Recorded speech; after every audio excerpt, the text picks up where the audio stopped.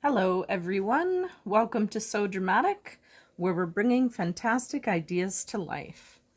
So, recently I did some dolls, and here are all the dolls right here. They're all painted. Not all of them have hair, but they are all painted and done.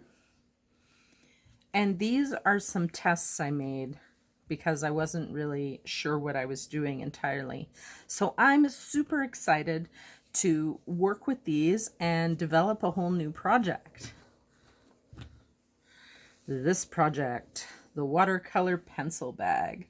It's going to be so much fun. So I gathered some fabrics together, and what I'm going to do is just do quilty patches for this pencil bag with some of these colors. All of these are 1.5 inch cut wide, and what I'm going to do is go log cabin style around part or all of this once I cut a square out. And just cut as I go. You'll see what I mean. So I'm gonna sew and then cut, and then come around here and sew and then cut with the same or a different color. I quite like this color against her eyeshadow there. Also, just as an interesting point, this was another test I made. Look at this piece. This is just a test because I got some pencil crayon watercolors where you dip the pencil in water and it makes a kind of smudgy color like this right here. But I was finding that the fine details, unless it was really big like this, would sometimes just overtake the finer details I was trying to do. And I'm using Copic markers, but they don't really like to be on fabric all that much, I'm discovering, or I'm not letting the paint dry quickly enough. Also very possible. Probably some of both. And so I found these watercolor pens, marker pens. So I also this time made sure that I let the paint all dry before marking them up, and I think that that helped a lot. So right now I'm going log cabin quilt style around the faces. I have one block attached and I'm attaching the block pieces to the second strip. It's basically one long strip and I'm just kind of tucking the faces in under there. I'm not being too concerned as long as I'm not butting up fabrics that are right the same with each other right now. I may do that later. This pink and blue fabric that I'm using, I picked up just for this project because I thought it was adorable and went well with the watercolor faces that I have. Leftover pieces are so fun, aren't they? And next, I'm adding a blue strip, and it's a fun dinosaur print, nice and soft, soft watercolors, and I have some watercolor print roses in the background as well. So after each round of sewing, of course, I ironed open all of the pieces, as well as some of the small strips I'm going to be using for sashing in between the log cabin style face squares. I really am enjoying this. It's so much fun. I'm not going to bore you with seeing every seam and every iron open because all of you know how to log cabin and you get the idea. These were so fun to make and I'm really pleased with them. Once a bunch of groups were completed, I started putting them together and thinking about how I can make the faces work with each other to put the panels together. 9 inches by 6.5 inches is the goal. All right, so I did a little bit of piecing, and that's how it looks right now. So we're at 5 3/4 across. What I want is a 6.5 inch width, which is this way, to an 8.5 inch width the other way. So I'm going to add this up here, which will be great because I don't want this, I want to run the zipper along here, but I don't want it to be too close to this lettering. So I'm going to go ahead and sew that and make the other parts of the panel, and here we go. Okay, so here it is.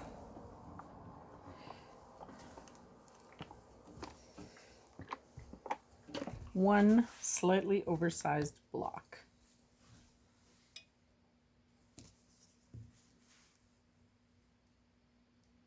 Yep, It's large enough to trim it down when it's time. I'm not going to do that until it's ready. But what I am going to start doing is working on these other blocks now.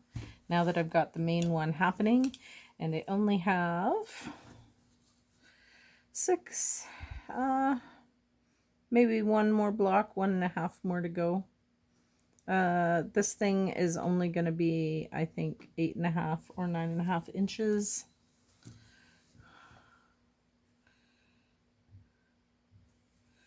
Eight and a half. My thing says 8.5, but I think I'm going to measure a common, yeah, 8.5. Okay. All right, I keep second guessing that number even though I've measured it like 4 times now. All right, well, here we go. All right, so we're getting down to the nitty gritty. And right now, this is more than large enough.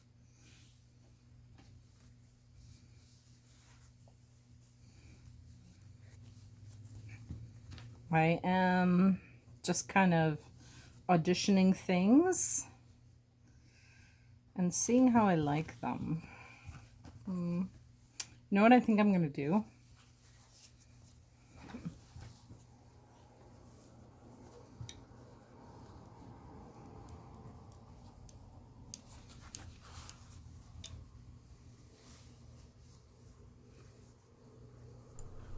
Once I made the piecing decision, it's time to go ahead and sew that extra piece in there. Here we go.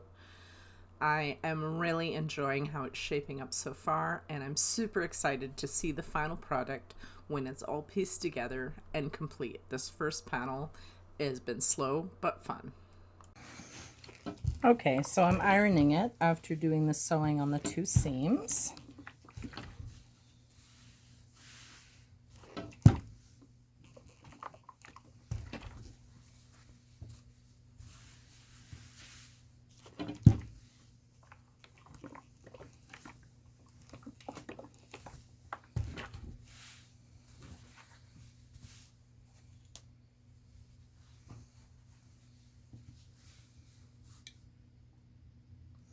Oh, no, it needs a bit more. I should have put that on. I should have put it on. Okay, so this is a pencil bag. Yeah. Okay. Okay. I was second guessing myself because the panel I made looked too small. Well, I'm going to actually make it 9 inches because I can. And that's just going to make it just a little smaller than a regular pencil case. All right. That's how I'm going to move forward.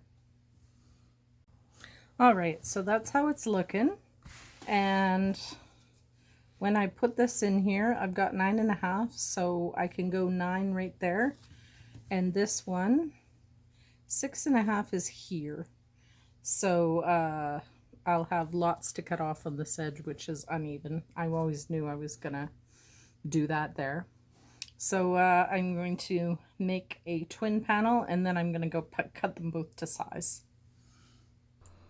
So building the back panel pieces came together pretty effortlessly.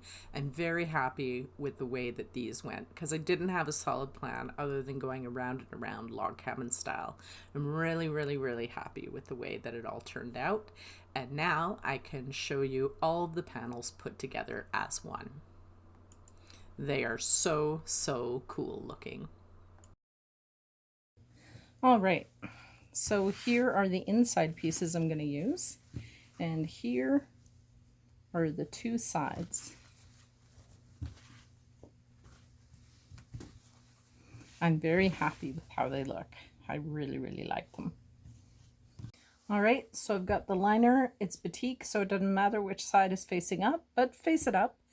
And then I have this piece, which I want to be out like that. So I want this part near the zipper. So I'm going to put that there.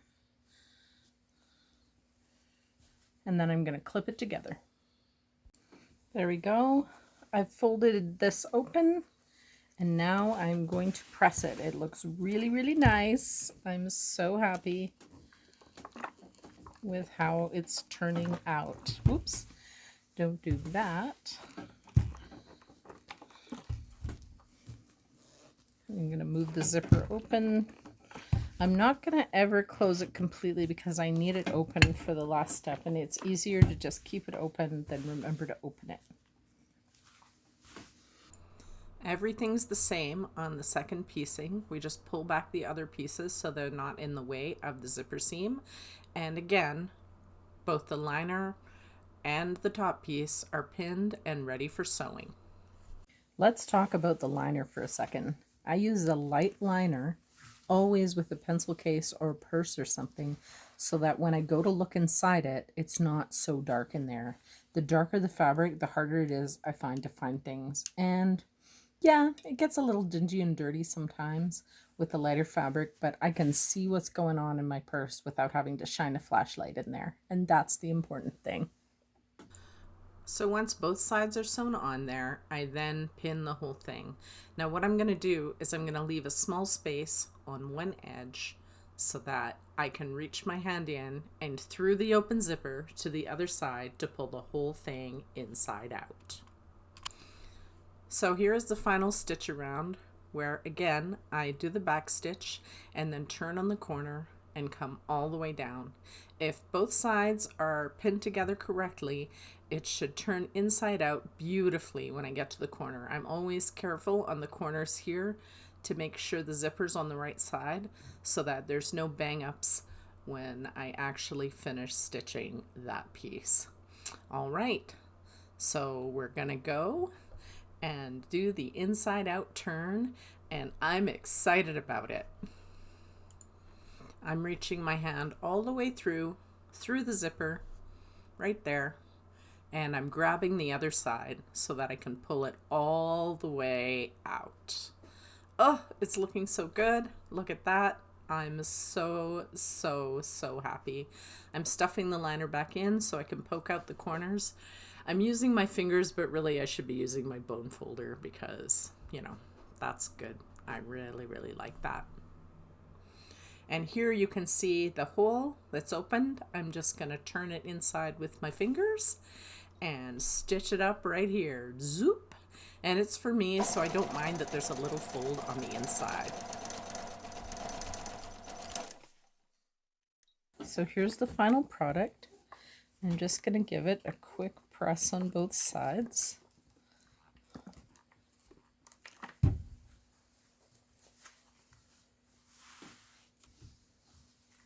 It's quite lovely.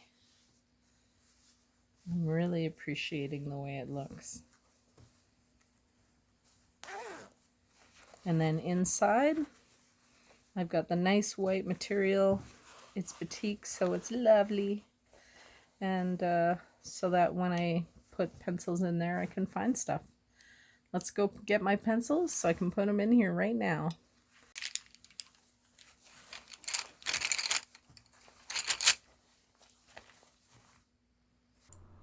One of the faces did get cut off in the putting together of this bag. So what I've decided to do is go in and paint the pieces of the missing face on the other white piece. And you know what? This part was really satisfying. And I'm glad to share it with you guys to make sure that this piece is wonderful and complete. And I love the look of it. It just finishes it off quite nicely. And this way, the whole thing looks intentional. So like, comment, and subscribe. And we'll see you in the next one.